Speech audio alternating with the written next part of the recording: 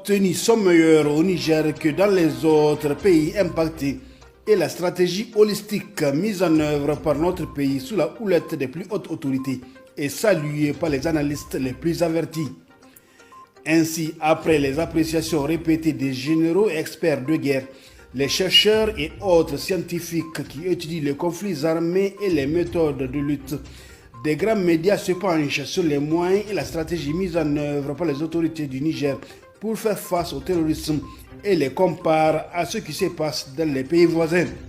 C'est à cet exercice que s'est attelé récemment François Soudan du magazine Jeune Afrique.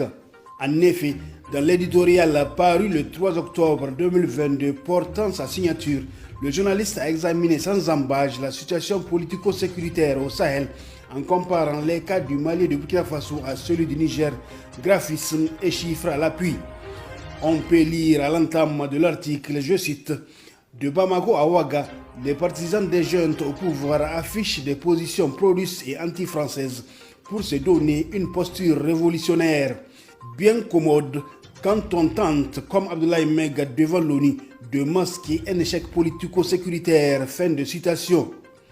François Soudan est parti du discours prononcé le 24 septembre 2022 à la tribune des Nations Unies par le colonel Premier ministre par intérim du Mali qu'il considère comme une quête de légitimation par la surenchère,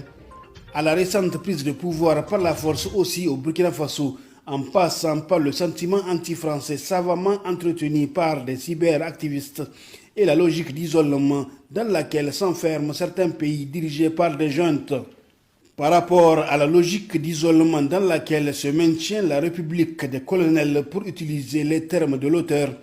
l'éditorialiste se demande pourquoi à la date du 15 septembre 2022, dénombrait-on déjà 2 fois plus de victimes de l'insécurité en 9 mois qu'au cours de toute l'année précédente, soit plus de 3600 morts.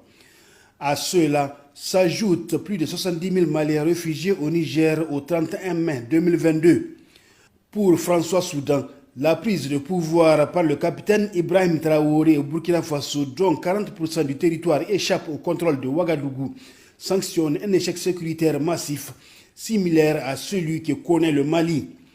L'analyse globale de la situation fait ressortir aisément que pendant qu'au Niger, pays qui fait face sur plusieurs fronts à la menace sécuritaire, le nombre de victimes de terrorisme décroît considérablement.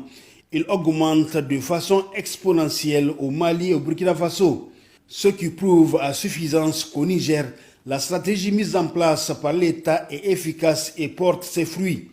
Contrairement à nos 2 voisins qui, au fil du temps, ne font que s'enliser dans la crise. Preuve en est que la solution au terrorisme n'est ni les coups d'État, encore moins les discours populistes, souverainistes, utopiques, pro-russes et anti-français, mais des institutions démocratiques fortes, une armée bien formée et bien équipée, un cadre de dialogue avec les communautés, une coopération militaire bien assumée et réfléchie avec les partenaires et un programme de développement des zones impactées notamment.